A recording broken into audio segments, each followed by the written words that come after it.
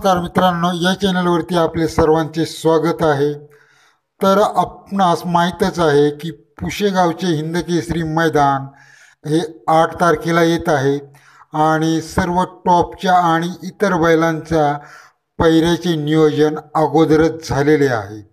तर आपणास अपेक्षित असेल की बकासूर बैलाचा पैरा कोणता आहे।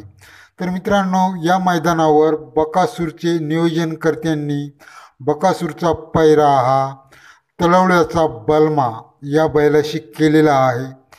त्यानंतर बब्या आणि कॉकटेल म्हणजे सुंदर यांचा पैरा आहे आणि महान भारत केसरीचा 1 नंबरचा मानकरी हरण्या आणि घरणिकीचा राजा म्हणजेच बाबूशेठ माने यांचा घरणिकीचा राजा आणि हरण्या यांचा पैरा असणार आहे आणि मथुर आणि सर्जा यांचा पैरा सांगण्यात येत आहे।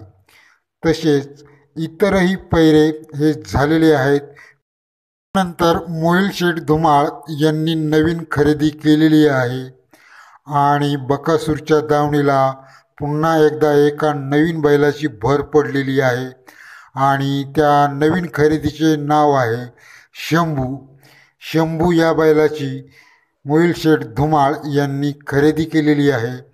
तसेच या अगोदर बकासूरच्या दावणीला हे बरेचसे बैल आहेतच, त्यामध्ये हा नवीन खरेदी शंभू हा बैल आलेला आहे।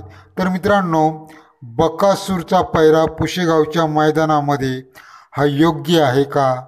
तळवल्याचा बलमा हा पैरा पुशेगावच्या मैदानावर बकासूरला असणार